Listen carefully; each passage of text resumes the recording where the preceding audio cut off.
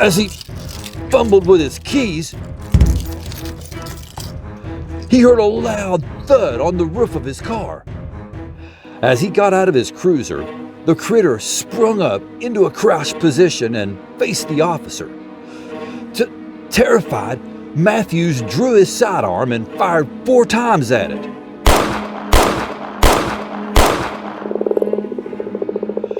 She finally got her leg free and swam furiously for the surface. Even though her leg was free, as she broke through the surface, she barely had enough time to suck in a shallow breath of air before whatever was after her yanked her back down below the water again. On May 25th, 1955, something strange happened in a small town in southern Ohio that would forever change the hamlet. In the city of Loveland, Ohio, just outside of Cincinnati, Robert, a local businessman, was taking a break from his job and went to do some fishing in the Little Miami River. He parked his car and headed down the bank to his favorite fishing hole. While walking down the shore,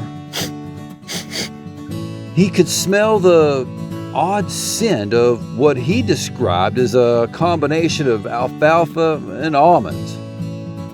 There must be vegan nearby. When he was nearly there, the light from his flashlight went by something unusual. He froze and did a double take. There, sitting beside the water, was 3 human-sized, reptilian-looking creatures. As he stood motionless, they turned their heads towards him. Their eyes glowed in the light. They looked to be between 3 and 4 feet tall, with greenish-gray, glistening leather skin. They had distinctly frog-shaped heads, along with webbed hands and feet, and large mouths. One of the frogmen stood up on its back legs and let out a loud croak. Nearly shitting himself, Robert dropped his pole and tackle box and scurried back up the embankment. He noped the fuck out of there. As he was running, he heard a splash behind him, but he didn't turn around to look. The low croaking continued. He could also hear movement behind him. Reaching the top of the bank, he whipped around to see if it was following him. It was right behind him, clawing up the loose dirt in the embankment with its webbed hands. He screamed, jumped into his car, and locked the door. As he fumbled with his keys, he heard a loud thud on the roof of his car. This startled him and he dropped his keys. He quickly retrieved them, stuffed them in the ignition, and his car roared to life. He jammed it in drive and punched the accelerator to the floor. Gravel and dirt went flying backward in a wild fury. As his car finally got traction and started lunging forward, he heard the creature roll off the roof, over the trunk, and onto the pavement. Through the slimy residue left on the rear window, he could see the frogman standing on 2 legs and then running off the side of the road, back down toward the river. Absolutely stunned and completely freaking out, he drove straight to the Loveland Police Department. He skidded to a frantic stop into a parking space and ran into the station. He spoke with Police Chief Fritz about what he encountered. Surprisingly, Fritz took him seriously and dispatched a deputy to go stake it out. Shortly after that, Robert was contacted by the FBI and a lengthy report was completed. They must have sent Mueller and Scully. In July of 1955, the Loveland Frogman was witnessed again. Charles, a 19-year-old volunteer with the local civil defense group, had been crossing a bridge in the Loveland area and very briefly sighted 4 small figures on the riverbank beneath him. He described them as being more or less human-looking little men, about 3 feet high. He said that the area was permeated by a terrible smell. As he crept across the bridge, he kicked a rock and accidentally alerted the frogmen. They all simultaneously dove into the safety of the river. Charles subsequently reported the incident to the local police, but his story was not taken seriously, as there was no indication of any follow-up done. For 17 years, no one had reported seeing the strange reptilians. Most folks figured they must have died out or moved to another location. It was almost completely forgotten until in 1972, the Loveland Frogman was spotted again, this time by a police officer. It was about 1 a.m. on March 3rd. The officer, Ray Shockey, was patrolling along Riverside Road, heading towards Loveland, when he saw something that would forever change his life. As he drove along the dark, icy road,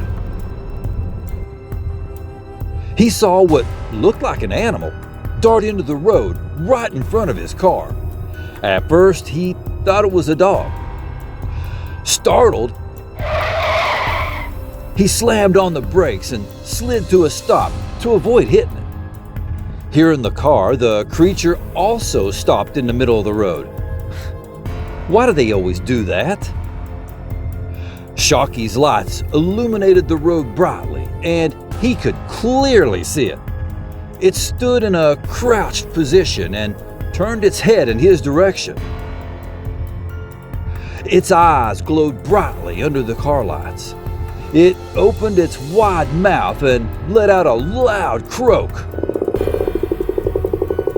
After a few tense minutes of staring at each other, the critter then turned away from him, continued across the road, and climbed over the guardrail. It disappeared down the embankment. Officer Shockey immediately went back to the police station and filed a detailed report of his sighting. He probably shouldn't have done that. He told his fellow officers he had seen something monstrous. He said it was 3 to 4 feet tall, about 50 to 75 pounds, and had a leathery textured skin. It had the features of a frog or a lizard. He and fellow officer Mark Matthews returned to the scene to investigate further.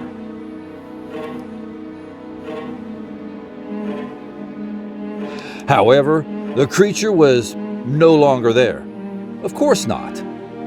The only evidence he found was some odd-looking scratch marks on the guardrail in the location where it had climbed over and in the dirt going down the embankment toward the river. 2 weeks later, Officer Matthews had his own encounter with the monster. As he was driving outside of Loveland, he saw an animal laying in the middle of the road. Figuring it was dead, he decided to move it out of the middle of the icy road, since it was obstructing the road and was a hazard to leave it there. They need to put a Frogman crossing sign up or something. As he got out of his cruiser, the critter sprung up into a crouched position and faced the officer. Terrified, Matthews drew his sidearm and fired 4 times at it.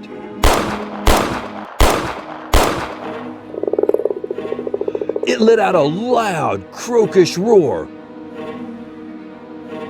It quickly limped over to the guardrail and stepped over it, all the while still looking at the officer. Matthew's description of the frogman matched Shocky's description to a T. In 1976, Shocky's sister sketched a picture of the frogman from Shocky's account. Officer Matthews was at first skeptical of Shocky's sighting. Now, after seeing it himself, he was convinced it was real. However, both officers received a lot of shit from other officers and locals about their sightings of this mysterious creature. Nonetheless, they stuck to their story. A week or so later, towards the end of March, the Loveland Frogman was seen again, this time by a farmer. He was checking his fields that ran parallel to the Little Miami River when he heard some strange noises coming from the river. He had lived in the area all his life and knew all the different wildlife sounds in that area. This one he didn't recognize. He followed the sound and looked down towards the river. There, on the bank, he spotted 4 of the creatures sitting beside the water line. He said they had large, round eyes, pale gray-green colored skin, with large mouths and sharp teeth. The frogmen noticed the farmer's presence and jumped into the river and disappeared. The farmer made a police report, but nothing further came of it. On August 21st, 1955, Mrs. Darwin Johnson had a scary encounter with an unknown creature. She and a friend went out for a swim in the Ohio River near Evansville, Indiana. Why in the hell would you go swimming in the Ohio River? While treading water about 15 feet deep, a clawed hand with a hairy palm grabbed her knee and began to drag her under the water. Mrs. Johnson fought desperately to get back to the surface. She finally got her leg free and swam furiously for the surface. Even though her leg was free, as she broke through the surface, she barely had enough time to suck in a shallow breath of air before whatever was after her yanked her back down below the water again. In a last-ditch effort for survival, Johnson lunged for her friend's inner tube. The splashing and thump of the inner tube scared off the creature. With her friend's help, she was able to return to the shore. Even though neither of them saw the creature, Mrs. Johnson was left with multiple scratches and contusions, which she got medical assistance for. She also had a green stain in the shape of a palm print on the leg that was grabbed. It took several days to wash it off. She should have used Bonami. Investigator Terry Cloven confirmed the stain did exist. While this event occurred a little ways southwest of Loveland, it's important to note that the Little Miami River, which has a direct connection with the Loveland Frogman sightings, dumps into the Ohio River. In 1978, Emily and her husband of Loveland Heights were awoken by their dog barking, at which time they noticed an extremely and penetrating odor, like a swamp. They heard low croaking sounds coming from the tall grass by the waterside. The couple, however, were told by their next-door neighbor that they had seen a little man of very strange appearance, about 3 feet tall and entirely covered with what looked like twigs or foliage, standing motionless, about 15 feet away from her porch. A midget in a ghillie suit? That would be pretty strange looking. The neighbor switched her porch light on and off several times, trying to frighten it off. Eventually, it disappeared. Their neighbor stood at the porch, listening and watching. They heard a loud roar. Then the bushes started rustling beside the house. The sound faded away towards the river. In 2001, several years after his last encounter with the monster, Officer Matthews attempted to completely walk back his 1972 sighting. He claimed that what he saw back then was nothing more than a large iguana and not a human-like frogman. What? Matthews stated that the thing was obviously some type of lizard that someone has had as a pet that either got too large for its aquarium, escaped by accident, or they simply got tired of it. And while he had shot it, there was no dramatic final hop and fall into the water, only that it escaped and probably died somewhere. Again, 15 years later, in 2016, he alleged he had further evidence. Matthews told a reporter that he had recovered the remains of a large iguana and showed it to Shockey, who supposedly confirmed it was the creature he had seen also. How could he identify it? It would have been a skeleton at that point. However, Shockey never publicly confirmed it with reporters. The most recent sighting of the Loveland Frogman happened in August 2016. Sam Jacobs and his girlfriend were playing Pokemon Go near Lake Isabel when they spotted the reptilian cryptid. Jacobs said, "We saw a large frog near the water. Not in the game, this was an actual giant frog. I took a couple of pictures and a video because I'd never seen one that big. Then the thing stood up and walked on its hind legs." Jason went on to say he realizes some people will think he's crazy. "I swear on my grandmother's grave that this is the truth," Jacob said. "I'm not sure whether it was the frogman or just a giant frog. Either way, I've never seen anything like it." Afterward, Sam and his girlfriend returned to her parents' home. After telling her mother about the frightening encounter, she told them about the legend of the frogman. They had never heard of it. What makes these sightings more believable is that the details of each one are consistent with the others. These events occurred in or beside the Little Miami River, with the exception of Mrs. Johnson. After hearing of their sighting, Officer Matthews contacted WCPO News in Cincinnati and restated that what he and Officer Shockey saw in 1972 was simply an iguana. Sure. Suddenly, for some reason, he appeared to have all the answers. He said he shot it as proof of his encounter and showed it to Shockey, who confirmed it was what he saw also. He claimed it was a 3 to 3.5 foot long iguana that was missing its tail.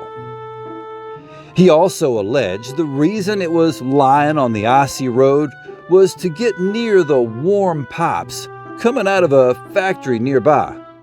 Oh, okay.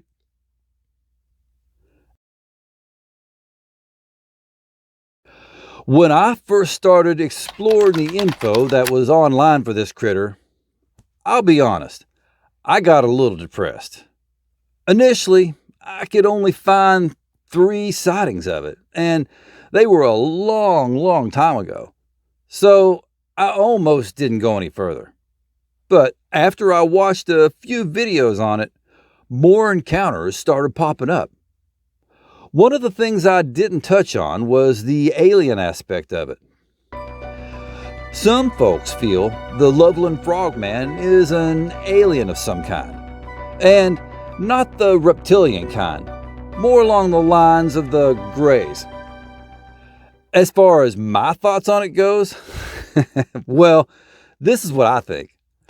Regarding Officer Matthews basically retracting his report from 1972 and doing a complete 180 on what he saw, that doesn't make any sense to me.